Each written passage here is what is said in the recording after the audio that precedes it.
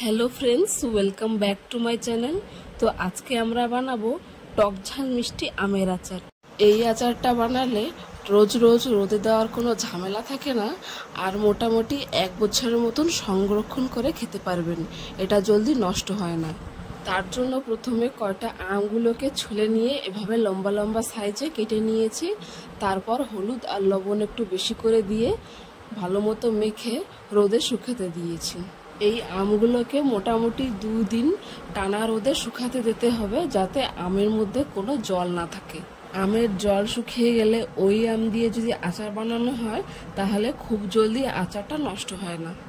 আমি যেমন আমটা দেখাচ্ছি তেমনই আমটাকে শুকিয়ে নিতে হবে। আচারে যে মশলাটা পড়বে সেই মশলাটা প্রথমে বেছে নিতে হবে। আমি এখানে মশলা তৈরি করার জন্য 5 ফোড়ন ব্যবহার করেছি। ছোট বাটিতে 5 ফোড়ন নিয়ে 5 ফোড়নগুলোকে ভালো মতো ভেজে নিয়ে মিক্সিতে গুঁড়ো করে নিতে হবে। এই আচারটা বানাতে গেলে কিন্তু কম তেলেই হয়ে যায়, তার জন্য সামান্য একটু সর্ষের তেল নিয়ে সর্ষের তেলটা যখন গরম হয়ে যাবে অল্প একটু 5 ফোড়ন দিয়ে শুকানো আমগুলো দিয়ে দিয়েছি। আমগুলো দেওয়ার পর ওতে একটু লবণ দিয়ে হালকা নেড়েচেড়ে ভেজে নিতে হবে। আমি এখানে হলদি অ্যাড করিনি, কারণ আগেই হলদি দেওয়া হয়েছিল শুকানোর সময়। আমগুলো ভাজা হয়ে গেলে আমি এখানে আখের গুড় দিয়ে দেবো। তোমরা যদি গুড় না দিতে চাও, গুড়ের বদলে চিনি দিয়েও আচারটা বানাতে পারো। চিনি দিয়েও এই আচারটা বানানো যায়। গুড় দেওয়ার পর খুন্তি দিয়ে আমগুলোকে নাড়তে থাকতে হবে, যাতে কড়াইতে গুড়গুলো লেগে না যায়। গুড় যখন পুরোপুরি গলে যাবে তখন 1 চামচের মতো লঙ্কার গুঁড়ো আর 2 চামচ ভাজা মশলা দিয়ে দেবো।